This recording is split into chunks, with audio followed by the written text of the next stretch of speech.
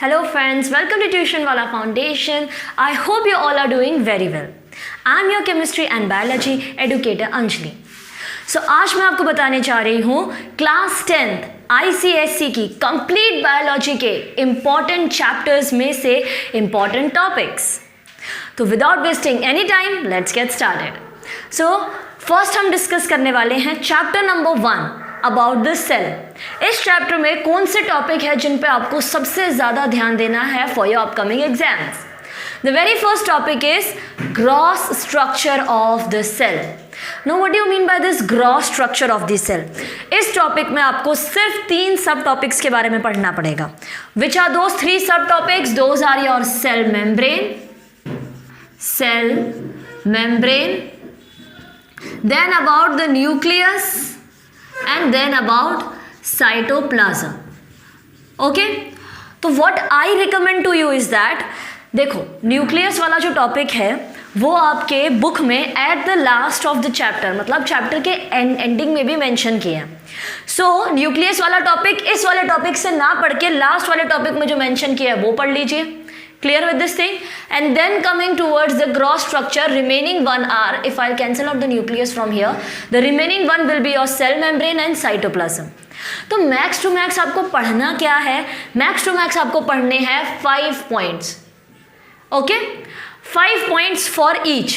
For cell membrane you have to study 5 points. For cytoplasm you have to study 5 points. Okay?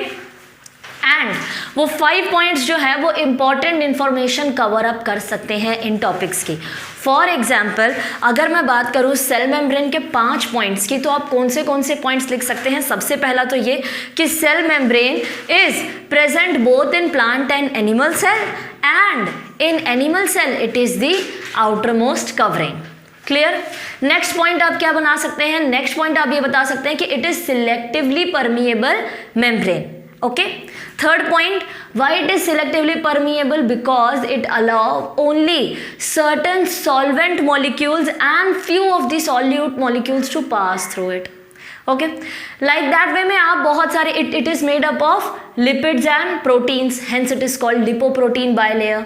Okay.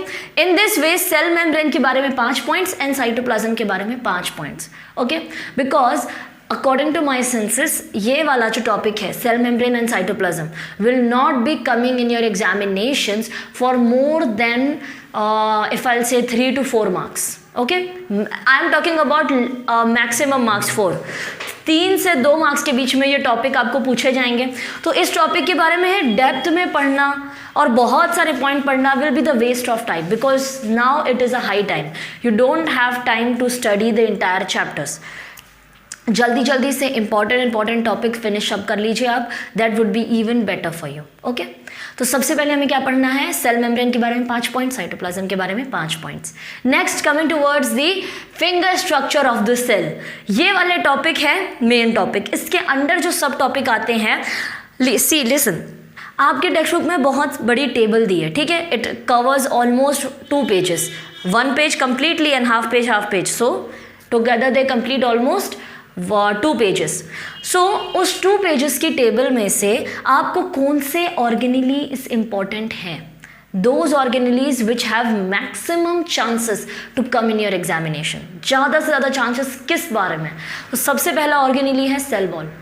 पढ़ना क्या है आपको? Cell wall का structure and cell wall का function.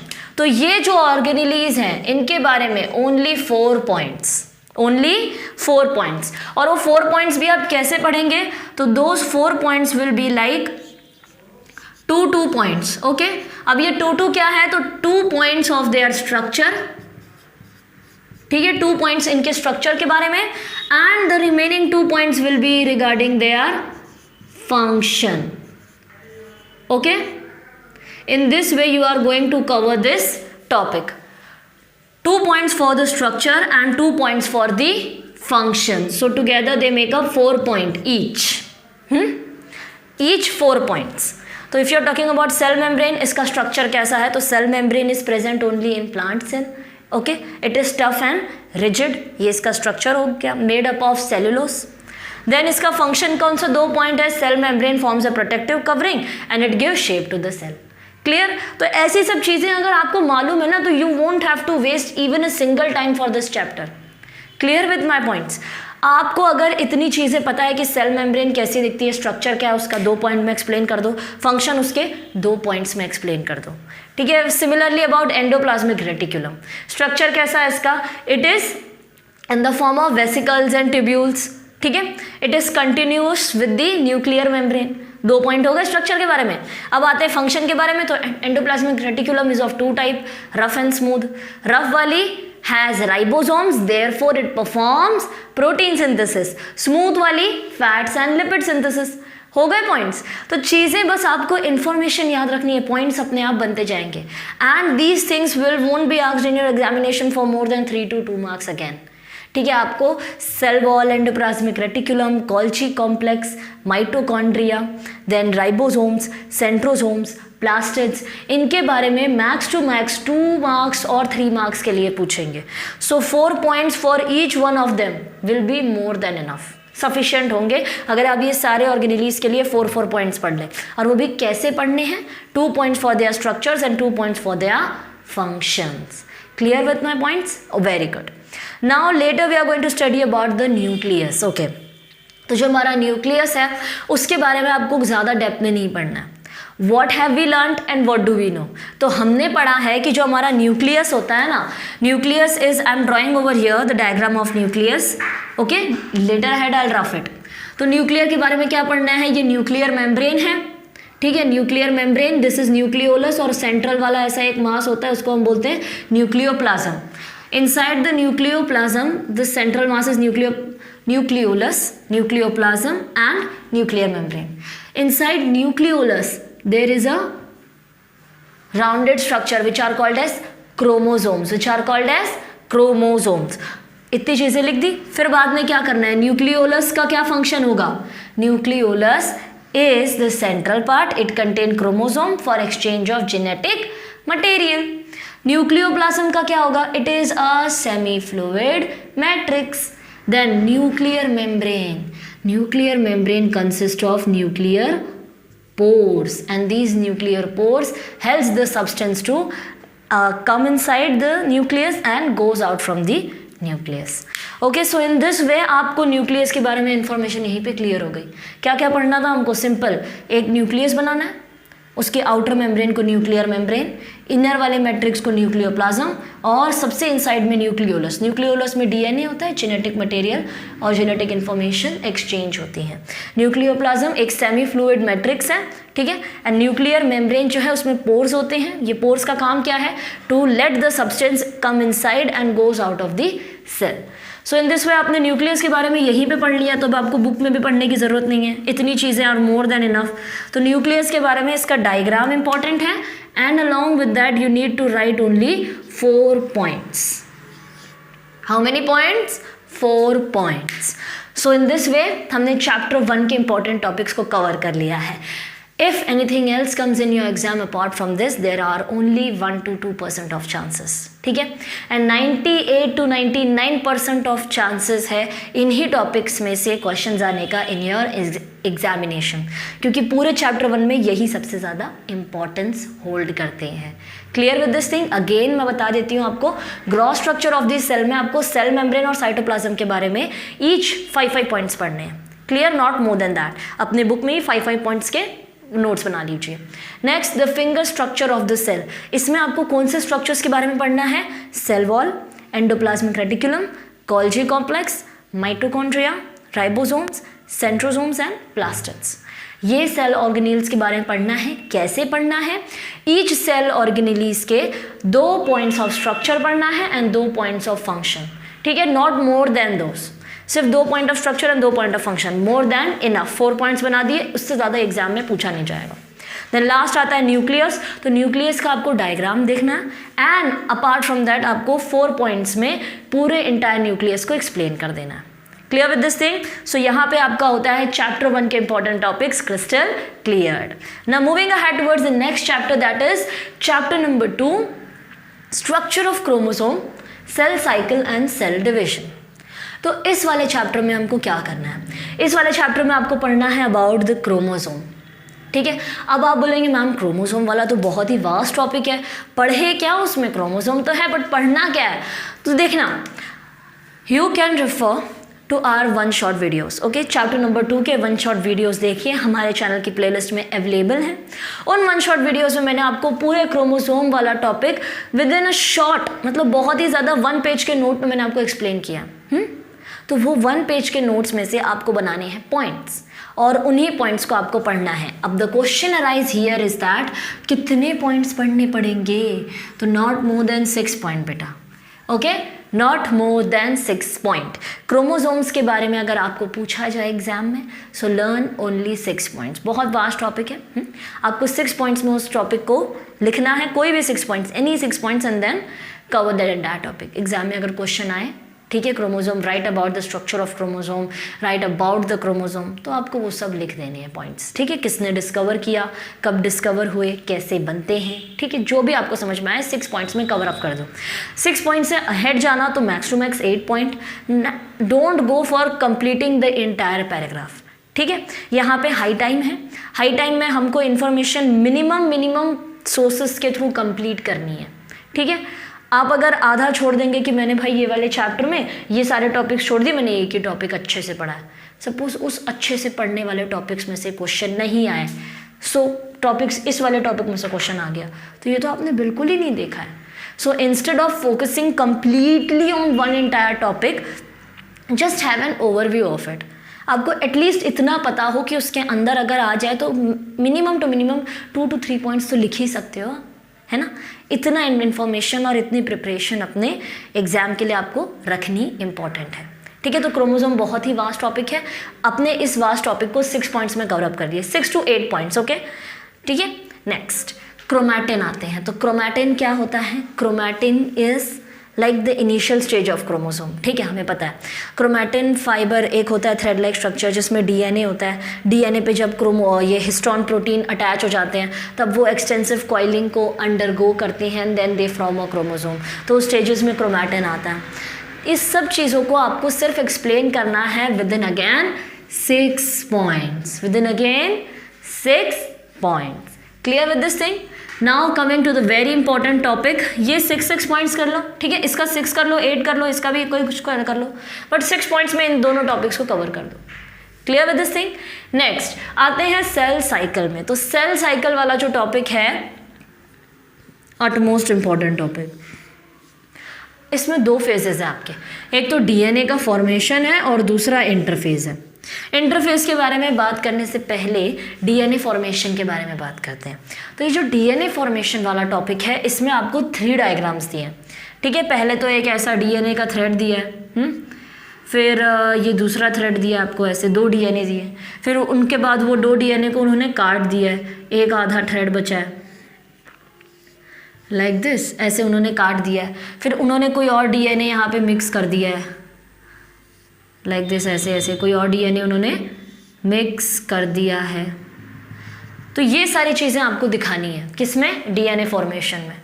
कुछ लिखना चाहे तो लिख दीजिए। अगर इस वाले टॉपिक में से क्वेश्चन आता है, right about the DNA formation, how is a particular DNA formed, ये वाले क्वेश्चन अगर एग्जाम में आते हैं, ब्लैंक छोड़ के मत आना, ब्लैंक छोड़ के मत आना। थियोरी नहीं पढ़ी है, नो प्रॉब्लम, कंसेप्ट समझ में आया है। कंसेप्ट है क्या, कंसेप्ट बहुत ही सिंपल है। पहले उन्होंने आपको सिंपल 2 डीएनए के थ्रेड्स दिए हैं, 2 डीएनए दिए हैं सपोज, कंसेप्ट बहुत ही सिंपल है। आपको 2 डीएनए दिए गए हैं, ठीक है, सिंपल डीएनए, उन डीएनए थ्रेड्स को लेटर ऑन कट किया गया है, किससे, रिस्ट्रिक्शन एंजाइम से, तो वो कट डीएनए वाला स्ट्रक्चर दिखाना है।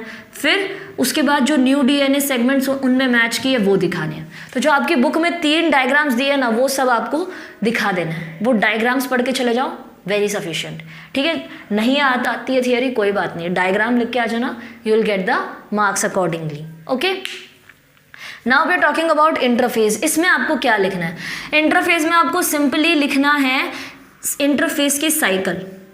Now we all know interphase में कितने कितने फेज आते हैं, you have this entire cycle given in your textbook, ठीक है। उस साइकिल के अकॉर्डिंग ही डायग्राम पढ़ना है आपको। पहले इंटरफेस में, इसमें भी आपको क्या बनाना है, डायग्राम, डीएनए फॉर्मेशन में। इंटरफेस में भी आपको क्या ध्यान रखना है, वो जो साइकिल है ना पाई चार्ट जैसी, पाई चार्ट जैसी जो आपकी साइकिल दी गई है वो आपको ड्रॉ करनी है, जिसमें आपको कौन सा आता है, G1 phase, S phase, G2 phase और पी मैट phase, prophase, metaphase, anaphase and telophase, phases फेजेस आते हैं, वो आपको डिस्कवर करना है। So we have covered this in interphase cycle. Okay, तो ये आपको साइकिल कवर अप कर लेनी है। नेक्स्ट आते हैं हम लोग सेल डिवीजन पे। सेल डिवीजन में आपको माइटोटिक जो डिवीजन है उसको कंप्लीट पढ़ लेना है, और डायग्राम किसका करना है, एनिमल के माइटोसिस डिवीजन का। देन मियोसिस डिवीजन में आपको सिर्फ और सिर्फ सिग्निफिकेंस पढ़नी है। Clear with this thing? तो विद दिस हम लोग ने chapter number 2 the structure of chromosome, cell cycle and cell division finish कर लिया। 6 points of chromosomes, 6 points of chromatin, then cell cycle में इंटरफेस का पाई चार्ट वाली साइकिल पढ़नी है। डीएनए फॉर्मेशन में भी वो 3 डायग्राम्स को कवर अप करना है। सेल डिवीजन में भी आपको माइटोसिस, मियोसिस की सिर्फ और सिर्फ सिग्निफिकेंस ये कवर अप करना है। Okay, and for getting a one shot explanation for this entire chapter visit our channel's playlist. यहाँ पे मैंने आपको पूरा chapter within one shot explain कर दिया है। Okay, next coming back to your chapter number 3। Chapter number 3 is your genetics. Genetics में आपको पहले पढ़ना है what is heredity. Cover this topic within 4 points, not more than that. Next coming to the importance of variation, बहुत ही ज़्यादा important topic है। इस टॉपिक को आपको मैक्स टू मैक्स कवर करना है 5 पॉइंट्स में, 5 to 6 पॉइंट्स में। Clear? Next coming towards autosome and sex chromosome. इन दोनों चीज़ों को है ना आपको पॉइंट्स डिफरेंस बिटवीन के तौर पे पढ़ना है। कैसे? Difference between 3 points for autosomes and 3 points for sex chromosome. Difference between ऐसे डिवाइड करके, यहाँ पे ऑटोसोम, यहाँ पे sex chromosome, points of difference ऐसे। नेक्स्ट आपको कवर करनी है सिर्फ और सिर्फ डेफिनेशंस। किस चीज़ की definitions? Dominant and recessive alleles क्या होते हैं, इनकी डेफिनेशन, वन लाइन में डेफिनेशन को कवर करना है। Next genotype and phenotypic ratio क्या होते हैं, इनको भी with in 1 line of definition में क्लियर करना है। Next is the sex determination in human. इसको आपको पुनेट चेक स्क्वायर बॉक्स से कंप्लीट करना है। ठीक है, इसके लिए आपको कोई थियोरी ज़्यादा पढ़ने की जरूरत नहीं है, सिर्फ वो चेक बॉक्स बनाना है पुनेट का, and then you have to explain how is sex determined in human. Clear? Then ये haemophilia and colour blindness, these are 2 sex linked diseases. इसको भी आपको again Punnett check square box इसी से represent करना है कि हीमोफीलिया कैसे होती है, ठीक है, कलर ब्लाइंडनेस कैसे होती है। कोई थियोरी नहीं लिखनी है, सिर्फ चेक बॉक्स से आपको एक्सप्लेन करना है कि ये जीन्स कैसे मिक्सअप होते हैं। Clear with this thing? Next last is your Mendel's law of inheritance. अब ये वाला आपको कैसे करना है, ये वाला आपको तीनों लॉ है, ठीक है, जो 3 लॉ है मेंडल के, उन तीनों लॉ की definition, what am I saying, only definition and this monohybrid cross and dihybrid cross. Only 3rd law के ऊपर आपकी डाईहाइब्रिड क्रॉस अप्लाई होती है, और बाकी दोनों लॉ के लिए सिर्फ मोनोहाइब्रिड क्रॉस कंसिडर करने हैं। ठीक है, विद दिस आपका चैप्टर नंबर 3 भी कवर अप हो जाता है। कैसे कवर अप किया? हेरिडिटी के बारे में सिर्फ 4 points, then importance of variation 5 points में कवर करना है, ऑटोसोम्स एंड सेक्स क्रोमोसोम के बारे में 3 पॉइंट्स ऑफ डिफरेंस, डेफिनेशंस किसकी पढ़नी है, डोमिनेंट और रिसेसिव अलील्स की, जीनोटाइप एंड फिनोटाइपिक रेशियो की, then sex determination in human being, haemophilia, colour blindness. ये तीनों चीज़ों को सिर्फ और सिर्फ पुनेट चेक स्क्वायर बॉक्स के थ्रू एक्सप्लेन करना है। मेंडल्स के लॉ ऑफ इनहेरिटेंस, तीनों लॉ की सिर्फ और सिर्फ डेफिनेशंस कवर करनी है, एंड मोनोहाइब्रिड और डाईहाइब्रिड क्रॉस के थ्रू एग्जाम्पल दे देना है। Clear with this thing? So with this हम लोग ने 3 चैप्टर के इंपॉर्टेंट पॉइंट्स और इंपॉर्टेंट टॉपिक्स को डिस्कस कर लिया है। Now moving ahead towards the next chapter. So now will be discussing about chapter number 4 के इंपॉर्टेंट टॉपिक्स। चैप्टर नंबर 4 है आपका एब्जॉर्प्शन बाय रूट्स। इसमें सबसे पहला इंपॉर्टेंट टॉपिक आपका आता है characteristics of roots for absorbing water, यानी कि रूट्स को अपने अंदर कौन सी कैरेक्टरिस्टिक्स को इम्बाइब करना पड़ता है ताकि वो ज़्यादा से ज़्यादा वाटर्स को एब्जॉर्ब कर सके। इस चीज़ को आपको विद इन 6 पॉइंट्स में कवर करना है। कितने पॉइंट्स में? 6 पॉइंट्स में। Next we coming upon imbibition, diffusion, osmosis and osmotic pressure. ये जो है ये टर्म्स हैं, और ईच टर्म आपको डिफाइन करना है, like imbibition, diffusion, osmosis, osmotic pressure. यहाँ पे ईच टर्म को आपको डिफाइन करना है within 4 points, not more than that. Clear with this thing? Each term you have to describe within only 4 points, 3 to 4 points. Okay? ठीक है, 1 point ऊपर या नीचे हो सकता है, तो ये एग्जैक्ट मैं पॉइंट नहीं बता रही हूँ आपको, 1 पॉइंट ऊपर नीचे हो सकता है, 4 का 5 हो सकता है, 4 का 3 हो सकता है, ठीक है, ज़्यादा बढ़ाना नहीं है, 1 पॉइंट ही। तो ये डेफिनेशंस क्लियर कर लेनी है आपको। देन टोनिसिटी, टोनिसिटी में आपको दिया गया है हाइपोटोनिक, हाइपरटोनिक और आइसोटोनिक सोल्यूशन। तो वो तीनों सोल्यूशन के बारे में आपको लिखना है within 3 points. Okay, isotonic solution क्या होता है, हाइपरटोनिक क्या होता है, हाइपोटोनिक क्या होता है, 3 पॉइंट्स में आपको टोनिसिटी वाला टॉपिक भी कवर अप करना है। नेक्स्ट आते हैं अबाउट टर्जिडिटी एंड फ्लैसिडिटी। इन दोनों चीज़ों को आपको for example point of difference के जैसा पढ़ना है। कैसे पढ़ना है, पॉइंट ऑफ डिफरेंस में एक कॉलम, ठीक है, इस कॉलम में लिखना टर्जिडिटी, इस कॉलम में लिखना फ्लैसिडिटी। इन दोनों के पॉइंट ऑफ डिफरेंस कितने हैं, 3 point of difference for each. Clear. Next coming to the root pressure. अब रूट प्रेशर क्या होता है और उसकी क्यों ज़रूरत होती है, इस चीज़ को आपको 4 पॉइंट्स में कवर अप करना है। Clear with this thing.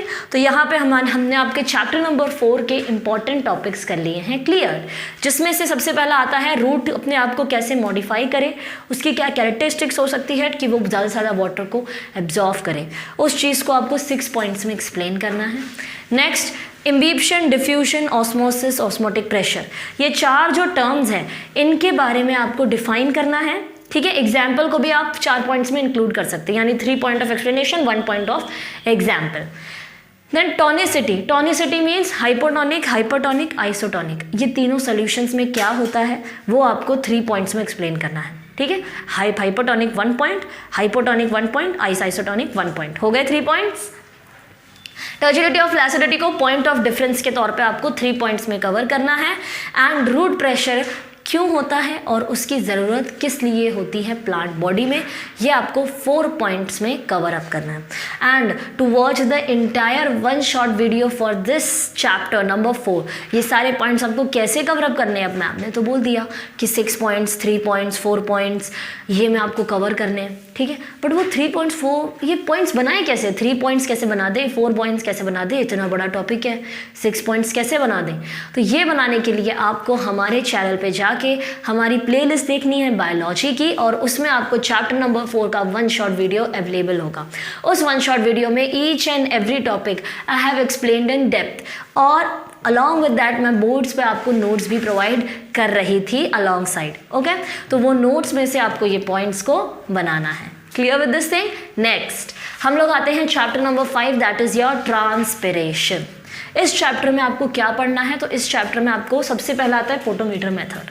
अब ये है क्या, तो ट्रांसपिरेशन कैसे होता है उसको मेजर करने के लिए बहुत सारे मेथड्स होते हैं। एक तो आपके बुक में 2 मेथड्स को अच्छे से डिफाइन किया गया है, जिसमें से ये फोटोमीटर वाला मेथड इज़ वेरी इंपॉर्टेंट। इस मेथड में भी आपको अटमोस्ट कॉन्सेंट्रेशन देनी है डायग्राम पे, means the setup of this photometer. Okay, आपके टेक्स्ट बुक में बताया गया कि फोटोमीटर कैसा होता है, उसका सेटअप, उसके डायग्राम पे इंपॉर्टेंस देनी है। नेक्स्ट आपको एक्सप्लेन करना है विद इन 4 पॉइंट्स, यानी वही जो डायग्राम आपने बनाया है ना, उसी डायग्राम को आपको एक्सप्लेन करना है within 4 points, that's it.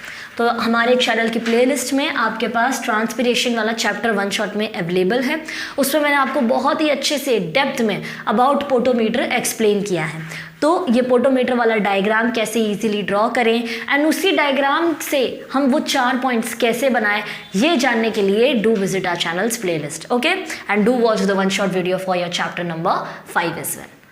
Then we'll be coming towards next important topic, that is your transpiration. अभी जो ट्रांसपिरेशन है ना, ये ट्रांसपिरेशन 3 वेज में होता है, क्यूटिकुलर, लेंटिकुलर एंड स्टोमेटल। तो जो स्टोमेटल ट्रांसपिरेशन है वो स्टोमेटा के थ्रू होगा, क्यूटिकल कहाँ से होगा, क्यूटिकल वैक्सी कोटिंग के through, lenticular bark of the trees. तो इन सारे ट्रांसपिरेशंस को एक्सप्लेन करना है 4 पॉइंट्स में।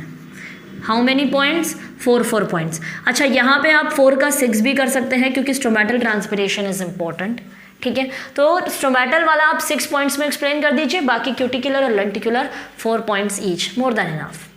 Now coming to the external factors affecting the rate of transpiration. Okay, internal factors ज़्यादा नहीं है, okay, और important भी नहीं है। तो external factors जो transpiration के rate को affect करते हैं वो आपको लिखने हैं। कितने factor? Only 4 factors। कितने? only 4 factors you need to study, not more than that. Okay, next, coming to the significance of transpiration, cover this topic within 5 points. Okay, transpiration की क्या सिग्निफिकेंस है प्लांट के लिए, उसका क्या यूज होता है, क्यों वो प्रोसेस प्लांट में है, इसको आपको 5 पॉइंट्स में एक्सप्लेन करना है. Clear with this thing. And next is the difference between guttation and bleeding, and along with that guttation and transpiration भी हो सकता है, ब्लीडिंग या ट्रांसपिरेशन. इसको आपको मैक्स टू मैक्स सिर्फ और सिर्फ 3 पॉइंट्स में with in your text book blue colour के बॉक्स में आपको ये दोनों चीज़ें एग्जैक्टली दिए पॉइंट ऑफ डिफरेंस के तौर पे. तो उसमें से आपको सिर्फ 3 पॉइंट्स पढ़ने हैं, यानी 3 points for guttation and bleeding, 3 points for guttation and bleeding का difference, and 3 points for guttation and transpiration के बीच का डिफरेंस. ओके, तो इस तरीके से आपने ये पूरा चैप्टर कर लिया है क्लिस्टर क्लियर.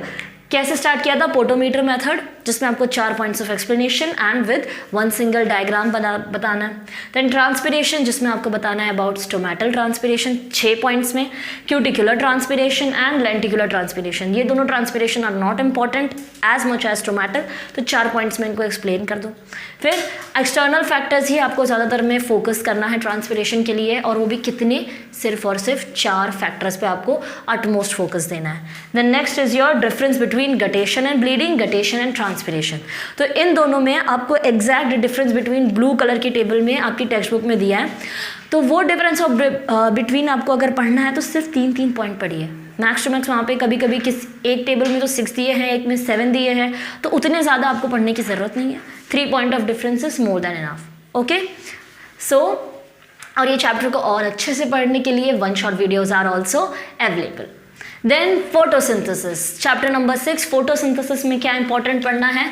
तो सबसे पहला इंपॉर्टेंट आता है about opening and closing of stomata. इसके ऊपर आपको थियोरी है, 2 थियोरीज दी गई हैं आपके बुक में, potassium ion theory and sugar concentration theory.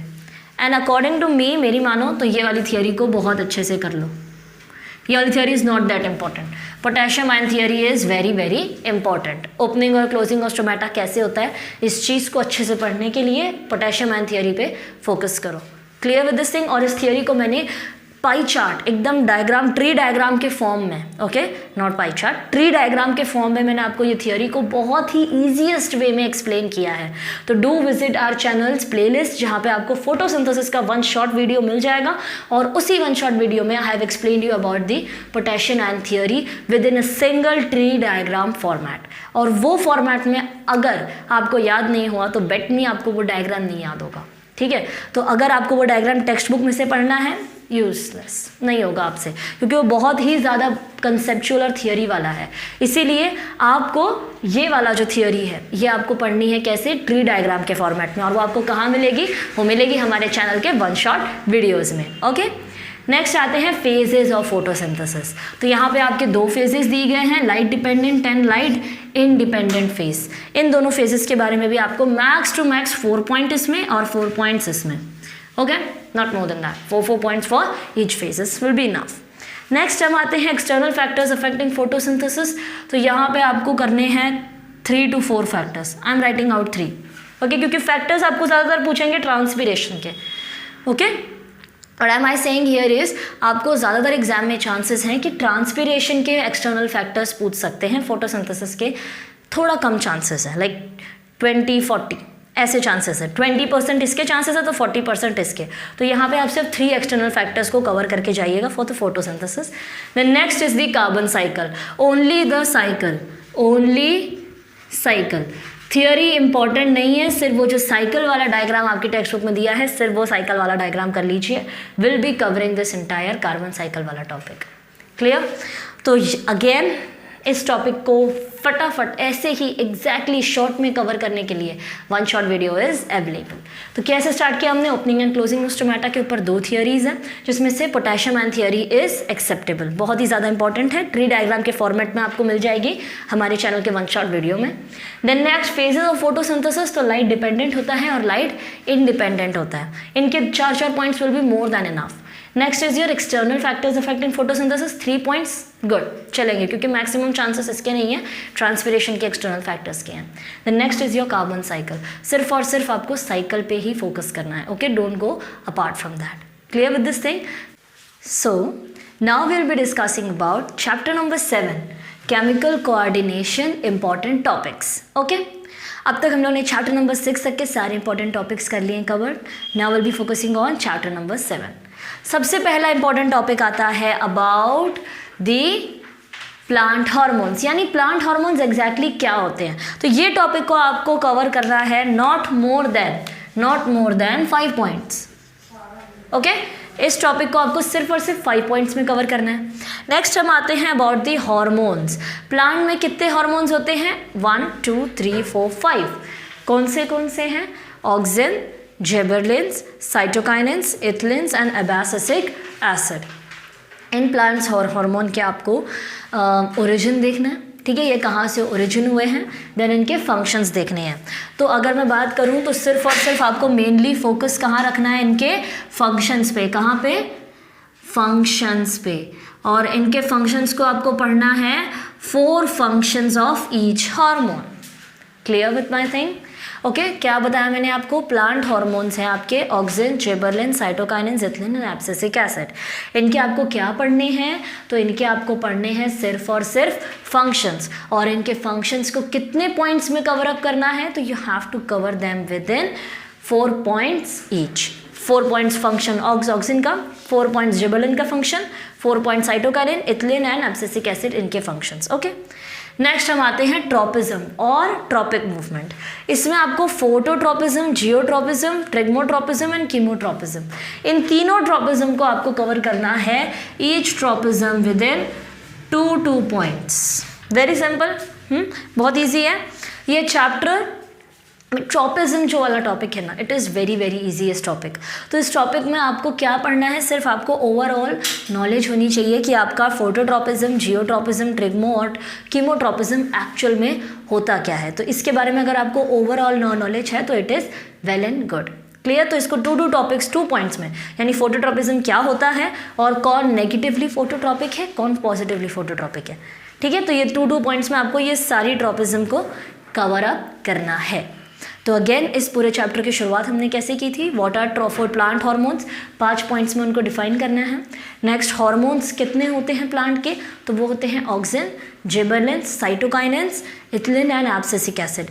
चारों जितने भी 1 2 3 4 5 जितने भी 5 हार्मोन्स हैं ना आपके, इन सब के आपको मेनली फंक्शंस पे फोकस करना है कि इनके क्या फंक्शन होते हैं प्लांट बॉडी में. 4 पॉइंट्स में इनके फंक्शंस को कवर अप करना है. नेक्स्ट ट्रॉपिक मूवमेंट्स पे आते हैं, ट्रॉपिज्म पे. तो इसमें आपको पढ़ना है फोटो, जियो, ट्रिग्मो और कीमोट्रॉपिज्म 2 पॉइंट्स में. ठीक है, पहला point of definition, second point कौन नेगेटिवली है और कौन पॉजिटिवली है ट्रॉपिज्म के साथ. Clear with this thing? और इस पूरे चैप्टर के ये सारे इंपॉर्टेंट पॉइंट्स भी कवर अप करने के लिए अगर आपको डिफ़िकल्टी हो रही है कि टेक्स्ट बुक में तो बहुत ही ज़्यादा डेप्थ में दिया है, उनमें से कौन से 2 टॉप पॉइंट्स के ऊपर मैं फोकस करूं, कौन से 4 फंक्शंस के ऊपर मैं फोकस करूं, तो ये वाले अगर आपके दिमाग में डाउट्स आ रहे हैं ना, तो लीव दिस डाउट्स अपार्ट, क्योंकि इसका सोल्यूशन है हमारे चैनल में हर एक चैप्टर के 1 शॉट वीडियोज़. ठीक है, 7 चैप्टर के 1 शॉट वीडियोस को जाके देखिए हमारे चैनल की प्लेलिस्ट से, एंड वहाँ पे आपको पता चलेगा कि कौन से वो 5 इंपॉर्टेंट पॉइंट्स हैं, कौन से वो 4 और कौन से वो 2 इंपॉर्टेंट पॉइंट्स हैं जो आपको आपके एग्जाम में इस चैप्टर के लिए बना देते हैं crystal clear. Clear? Now will be moving towards next topic.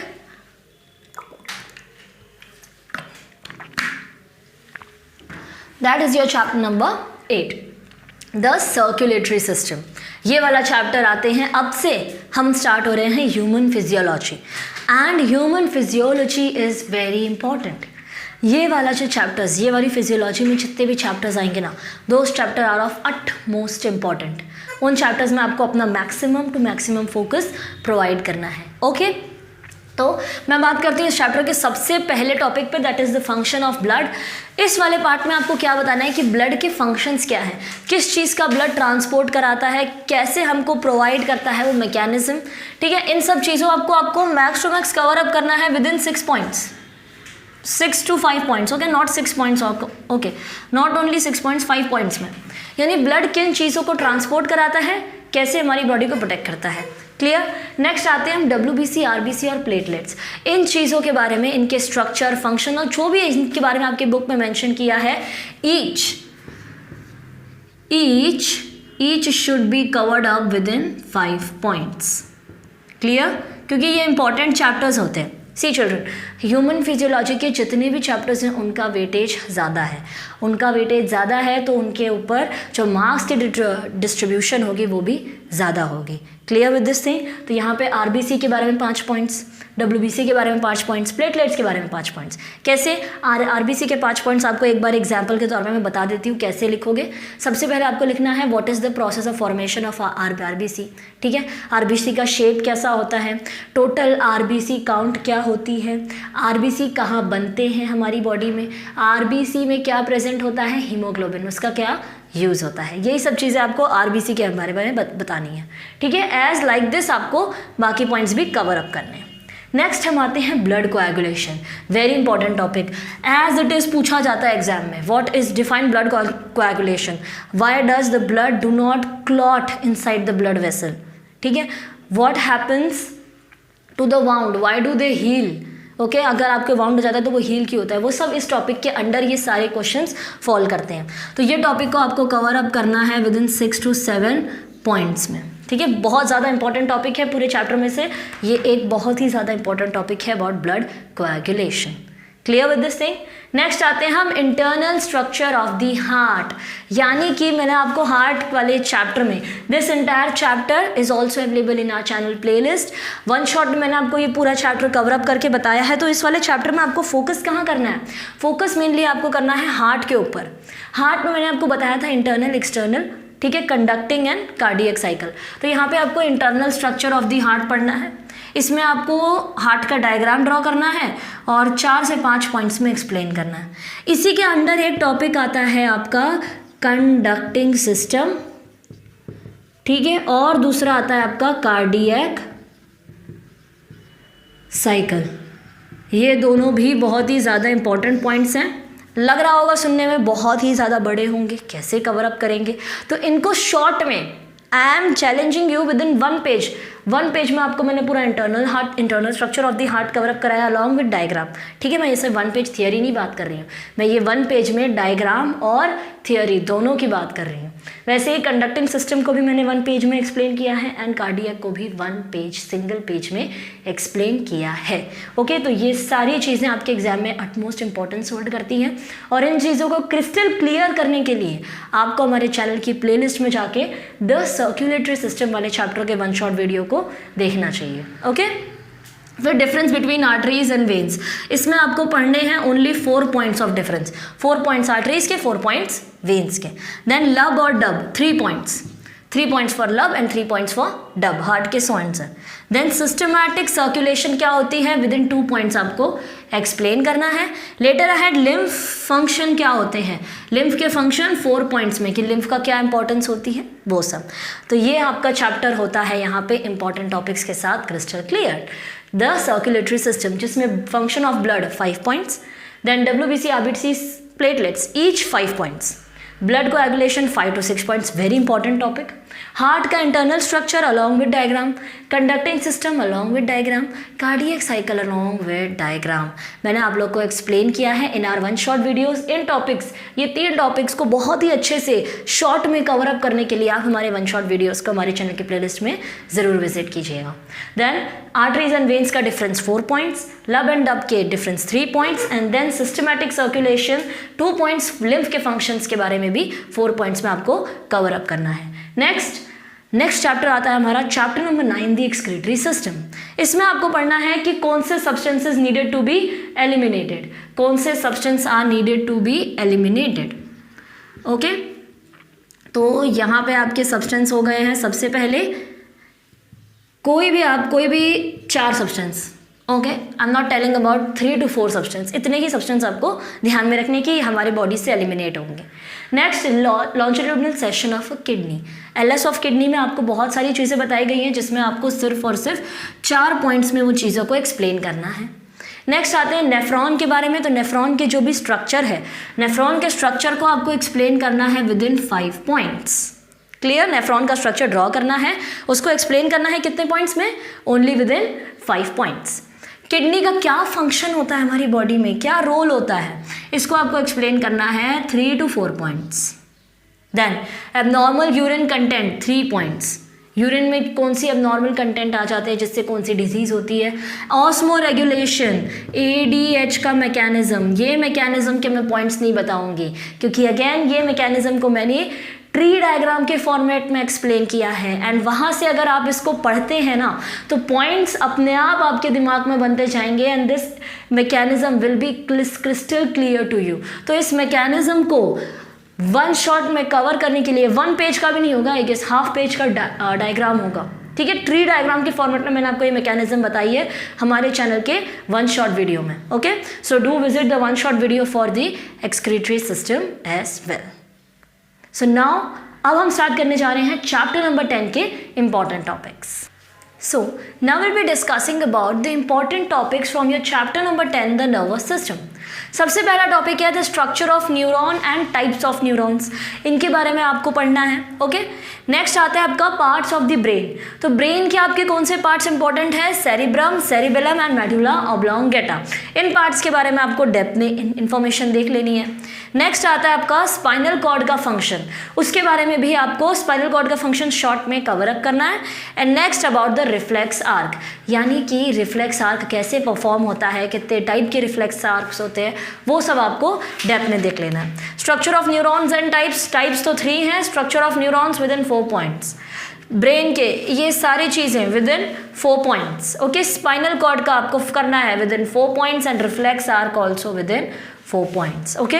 तो इस चैप्टर को और अच्छे से डेप्थ में पढ़ने के लिए कि ये 4 पॉइंट्स कैसे बने, ठीक है, उसके लिए आपको हमारे चैनल की प्लेलिस्ट को विजिट करना है जिसमें आपको इसके बारे में इंफॉर्मेशन मिल जाएगी, okay. Next will coming towards the next topic, sense organ.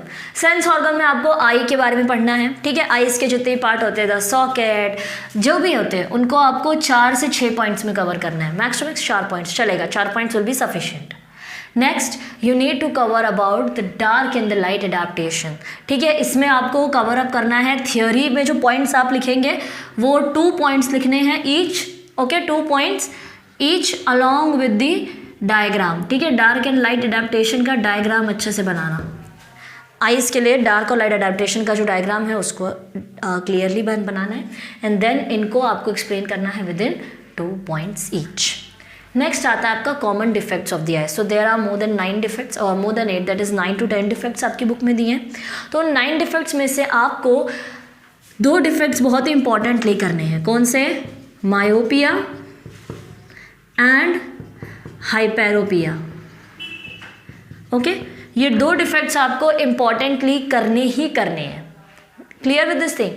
Apart from these 2 defects, any 2 more defects, ठीक है। कैटरैक्ट बोल लो, फिर कोई भी डिफेक्ट्स देख लीजिए, ठीक है।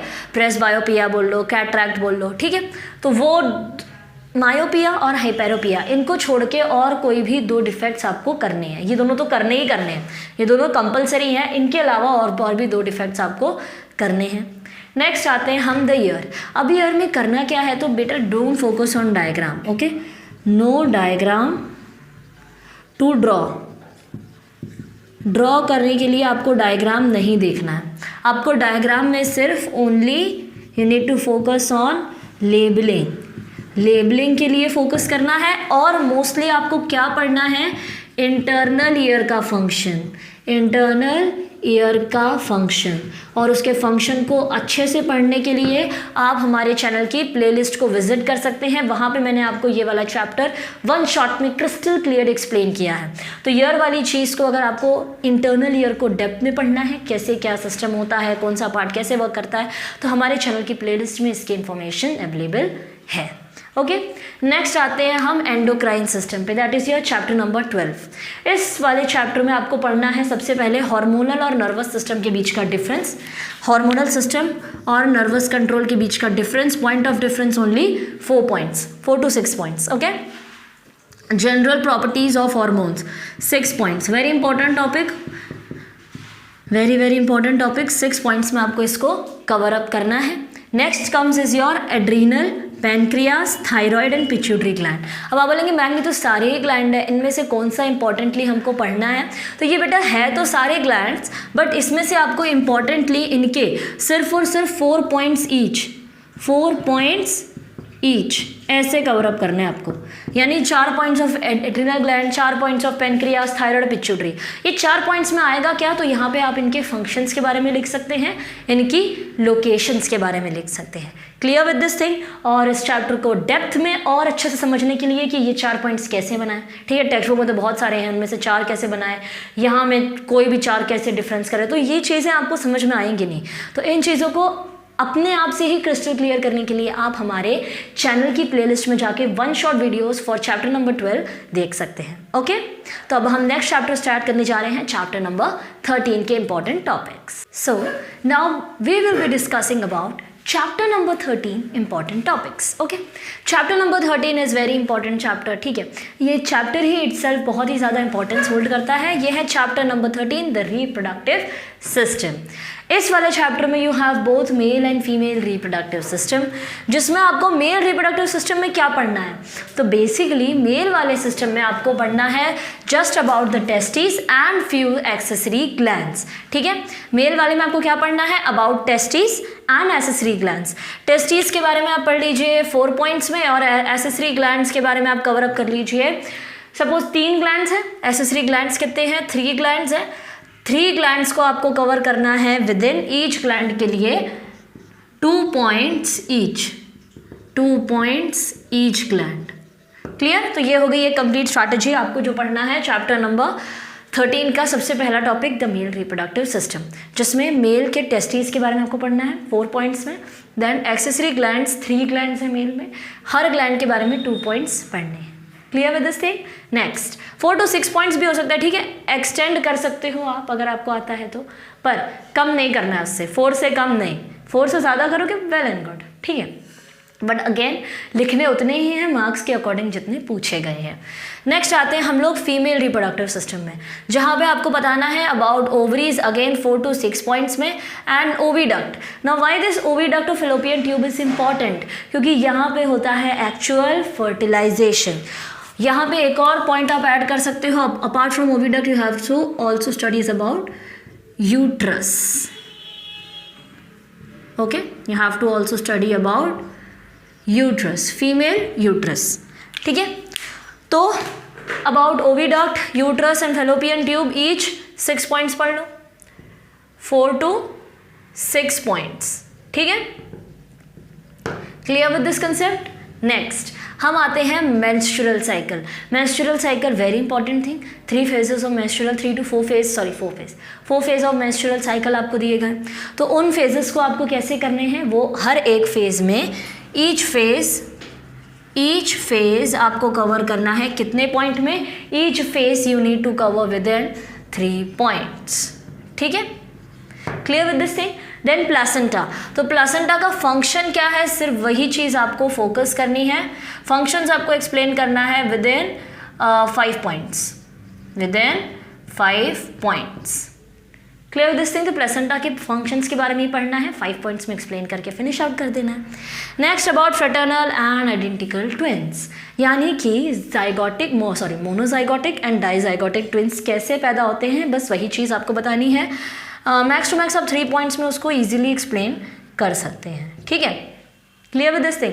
तो यहाँ पे हम लोग ने चैप्टर नंबर 13 रिप्रोडक्टिव सिस्टम के इंपॉर्टेंट टॉपिक्स देख लिए।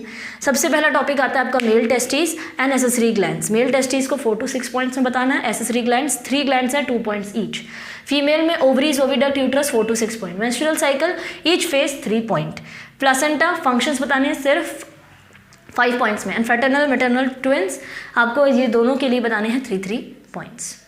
Now we will coming back towards our next topic. This is chapter number 15. Okay? Chapter number 14 and 16 I'll explain it to you. ठीक है? पहले मैं चैप्टर नंबर 13 और 15 की बात कर लेती हूँ. Why have I skipped to chapter number 15?